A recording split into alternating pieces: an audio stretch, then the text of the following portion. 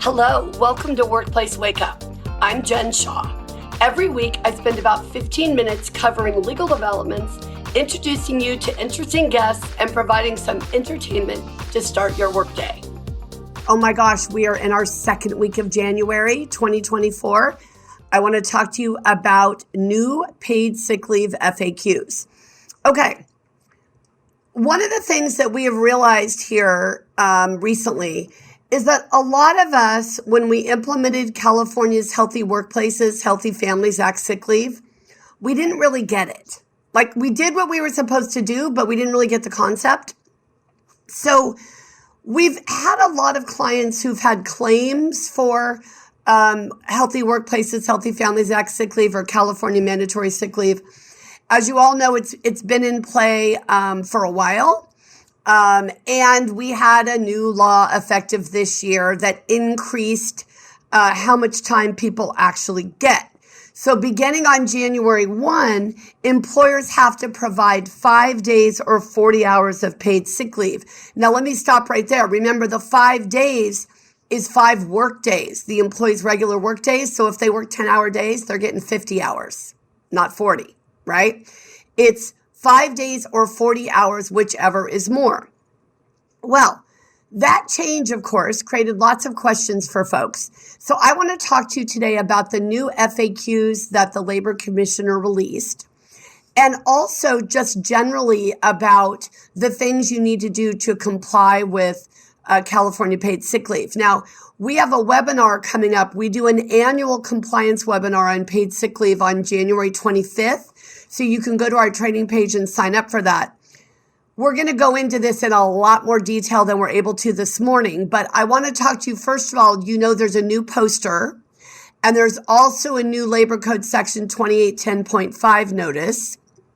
That is the notice that you give to all of your non-exempt employees when you are addressing sick leave, okay?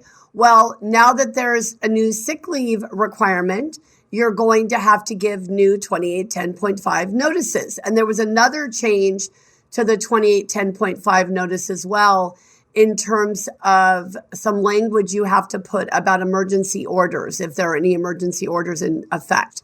So we'll deal with that on our legal update. But today I want you to realize new poster, new 2810.5 form, because in the form they talk about Healthy Workplace, Healthy Families Act sick leave. And then there are FAQs. So the first thing I want you to understand is all you have to do is Google DLSE for Division of Labor Standards Enforcement, sick leave FAQs. And you're going to get an 11-page document. On the front, it tells you that the FAQs were updated on December 12th, 2023. That is when they updated the FAQs to reflect the new law. So to reflect the fact that we're going from 3 days and 24 hours to 5 days and 40 hours for the annual provision of paid sick leave. Now remember, I'm going to call it paid sick leave. What I'm talking about today is mandatory California paid sick leave, the Healthy Workplaces, Healthy Families Act sick.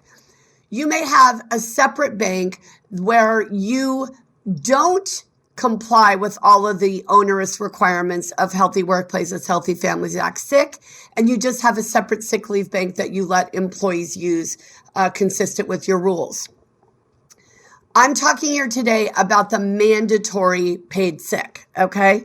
And by the way, for any of you wondering, why the heck would somebody have two banks? Well, many employers want to provide more time, more sick time, but they don't want to be subject to all of the rules that you have to comply with for Healthy Workplaces, Healthy Families Act sick. So they do the minimum sick leave required by law, and then they have a separate bank where they provide more time. Or they may also have dumped all of the sick leave time in 2015 when the Healthy Workplaces law became effective.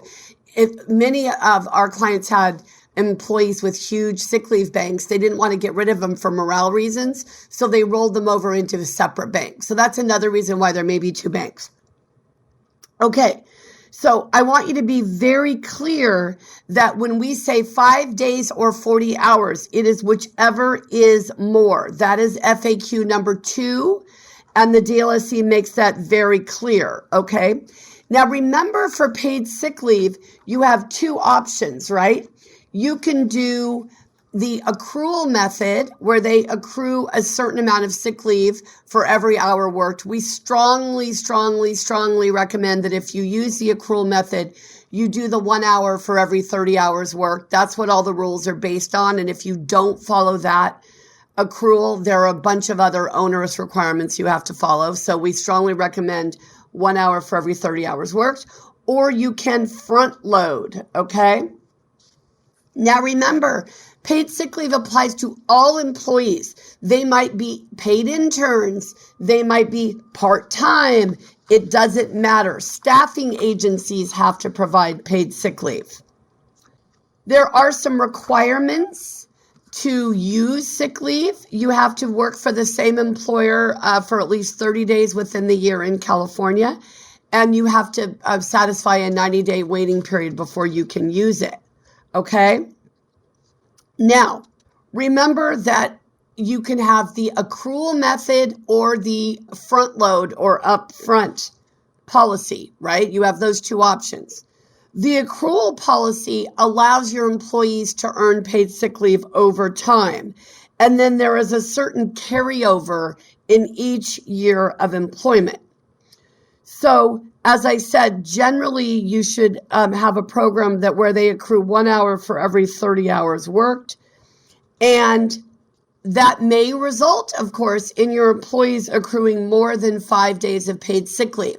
So this accrual method is really good for part-time employees who aren't going to work a full-time schedule, because otherwise you'd be better off front-loading the 5 days or 40 hours, unless you're concerned about them taking all the time at once up front, which happens.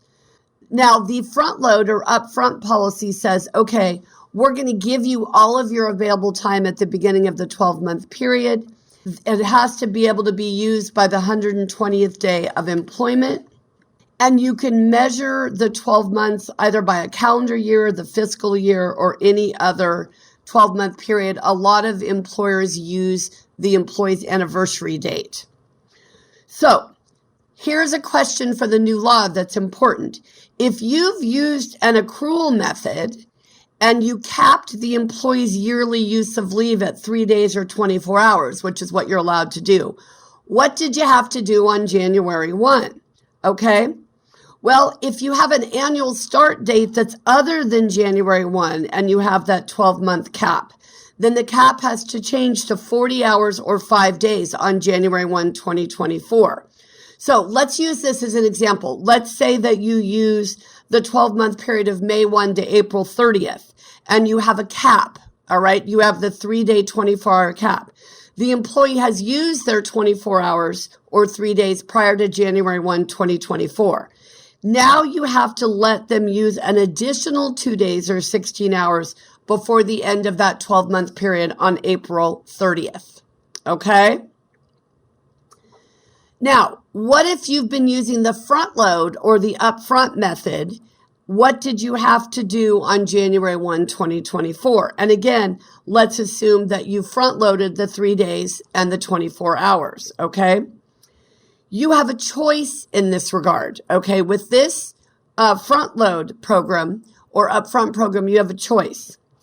You can either front load the 2 additional days on January 1, 2024, or you can move the measurement of the yearly period to January 1, 2024, and then front load the full 5 days then. So for example, let's say you have an employee who started on May 1, 2021, and you've been using that anniversary date to front load their 3 days or their 24 hours. So on May 1st, 2023, you front loaded the 3 days and 24 hours. Well, now you can either front load the additional 2 days or 16 hours, okay, on January 1, 2024, and keep the May 1 date, or you can reset the front load date to January 1, 2024, and provide the employee 5 days or 40 hours then, okay? So you've got some options there, but you need to understand what you're doing with the new law because the amount of time has gone up, okay? The other thing that's important to keep in mind when you're dealing with compliance with the Healthy Workplaces, Healthy Families Act is that accrual, carryover, and use are three different and distinct concepts under the paid sick leave. So accrual is the accrual of paid sick leave based on the number of hours the employee works. The carryover is the amount of paid sick leave that is carried over from one year to the next. For accrual policies, that ensures that the employee will have the time available at the beginning of the following year, but it can be subject to a cap. And the use is, of course, you can cap the use under either the accrual program or the upfront or front load program to 5 days or 40 hours per year. Okay. Now, one of the big questions that comes up is, okay, well, what do I do if I don't want to have a separate paid sick leave plan? And instead, I want to have a PTO plan. Well, you can do that, but your entire PTO plan is going to be subject to the provisions of the Healthy Workplace, Healthy Families Act Sick. You can't, in other words, carve out of the PTO plan and say, okay, well, you're going to use only 24 hours for your Healthy Workplaces, Healthy Family Sick Leave. So the rest of your PTO won't be subject to requirements that apply to paid sick leave, like you can't be required to find your own replacement, and you can't be required to provide documentation, and you can't be required to use it, right? All of those requirements would go by the wayside, okay? So when we're talking about paid sick leave, your job today, if you don't do it today, you will be inundated by other things. Go print out the FAQs and read them cover to cover. I did that in preparation for this podcast this morning, and I got to tell you, I remembered a few things that I think I had filed away. So it's really important to read the rules. Now, remember, the labor commissioner, their interpretations do not have the force of law, but they were specifically recognized in the statute implementing Healthy Workplaces, Healthy Families Act sick leave as the entity that is going to enforce these rules. So what they say makes a difference. Remember, you can now face a PAGA claim, a Private Attorney General's Act claim, as a result of having a violation of the paid sick leave rules. So it's not just a little issue, it's something significant and something that you're going to want to think through in terms of trying to make sure that you are avoiding liability in this area. So get your poster, get your 2810.5 form, read the FAQs, make sure you understand the requirements are, then go to your handbook or your policy and make sure you've written it the way you wanted it to be written. Make sure that you've really set it up in a way that makes sense, okay? Also, don't forget to register for our annual sick leave webinar. We only do it once a year, and we're doing it on January 25th, 2024. So sign up for that. You'll get a full 90 minutes of joy when it comes to paid sick leave and all of the requirements and all of the ways that you need to deal with it. So this is one of those benefits, as you can see from the legislature, that they change, right? You can't just say, oh, it's always going to be 3 days and 24 hours. Now it's 5 days and 40 hours. We don't know what additional changes they're going to make.